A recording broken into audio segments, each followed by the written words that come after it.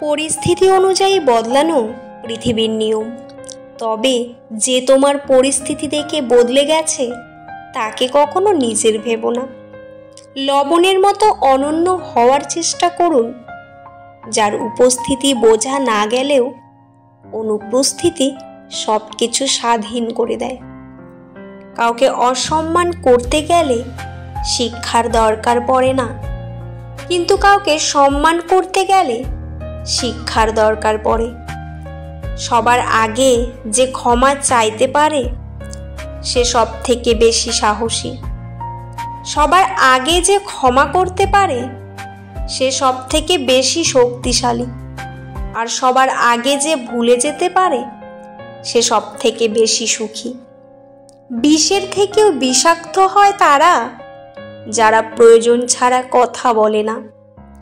অল্পতেই গড়ে ওঠা যে কোনো সুসম্পর্ক বেশিরভাগ ক্ষেত্রে অল্প দিনের জন্য স্থায়ী হয়।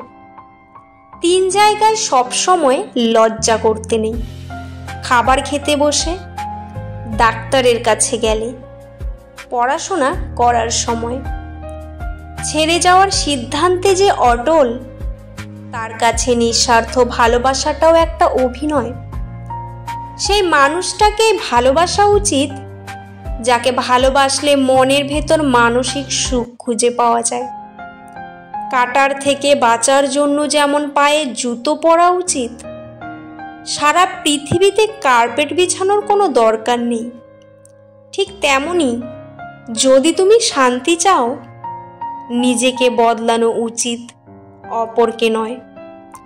একটা ভুল করে দেখো, মানুষ ভুলে যাবে তুমি তার জন্য কি কি করেছো।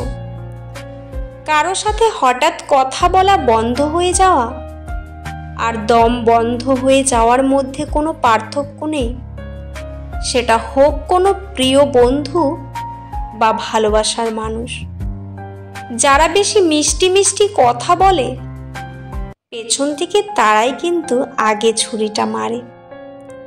কারো সাথে কথা বলাটা অভ্যাসে পরিণত করবেন না। যখন সে আর কথা বলতে চাইবে না, দেখবেন আপনি অদ্ভুত ধরনের কষ্টে ভুগছেন। না কাউকে কিছু বলতে পারবেন, না প্রকাশ করতে পারবেন। সে কতটা দূরে সরে গিয়েছে সেটা ভাবতে গিয়ে তুমি তোমার নিজের থেকে কতটা দূরে সরে গিয়েছো সেটা একবার ভেবে দেখেছো কি? কেউ যদি অবহেলা করে, দোষ তার নয়, দোষ তোমার নিজের। কারণ তুমি তার থেকে অনেক বেশি আশা করে ফেলেছো।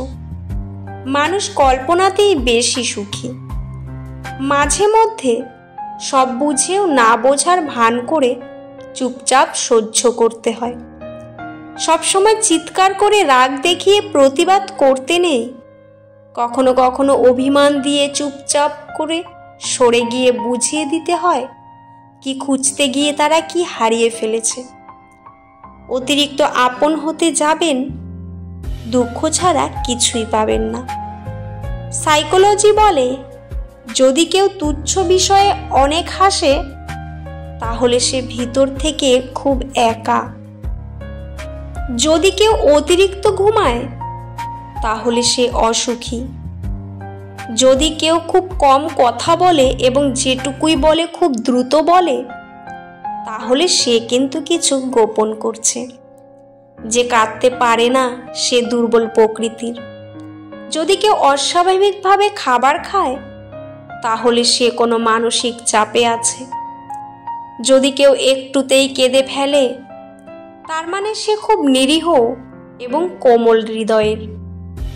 যদি কেউ ছোটখাটো বিষয়ে রেগে যায় তার মানে তার ভালোবাসার দরকার।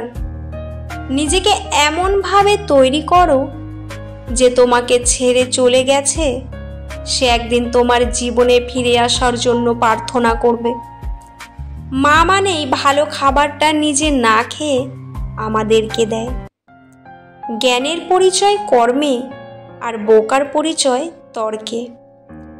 কথা বলতে যতটুকু যোগ্যতা লাগে নীরবতা অবলম্বন করার জন্য তার চেয়ে অনেক বেশি যোগ্যতা লাগে। প্রেম করলে ঝগড়া হবেই, আর ঝগড়ার পর যদি আবার দুজনের মিল হয় তবে সেটাই ভালোবাসা। সেই পুরুষ মানুষটা অসম্ভব সুন্দর যে রাগের মাঝে একজন নারীর সঙ্গে কথা বলার ভদ্রতা ভুলে যায় না। কেউ কেউ চ্যাট করার জন্য অনেক মানুষ খোঁজে, আবার কেউ কেউ একজনের মেসেজ রিপ্লাই পাওয়ার আশায় সারাটা দিন কাটিয়ে দেয়। জীবনের অভিজ্ঞতা থেকে বলছি, যত একা থাকবেন ততই ভালো থাকবেন। কেউ দোষ খোঁজে সংশোধন করে দেওয়ার জন্য, আবার কেউ দোষ খোঁজে অপমান করার জন্য। যে ব্যক্তি তোমাকে সত্যবাদী বলে, বিশ্বাস করো কখনো তার সাথে মিথ্যা কথা বলো না, তাহলে সেটা তোমার নিকৃষ্টতম বিশ্বাসঘাতকতা হবে। তোমার অপ্রয়োজনীয় কথাগুলো যে মুগ্ধ হয়ে শুনতে পারে, সেই আসলে তোমার কাছের মানুষ। তো বন্ধুরা, ভিডিওতে বলার কথাগুলো যদি তোমার ন্যূনতম উপকারে এসে থাকে, তাহলে প্লিজ ভিডিওতে একটা লাইক করে দিও। পুরো ভিডিওটি দেখার জন্য তোমাদের অসংখ্য অসংখ্য ধন্যবাদ। ভিডিও শেষে জয় শ্রীকৃষ্ণ কমেন্ট করতে ভুলো না।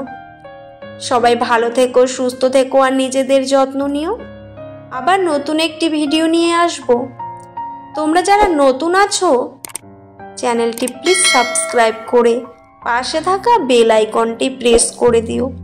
ভালো থেকো।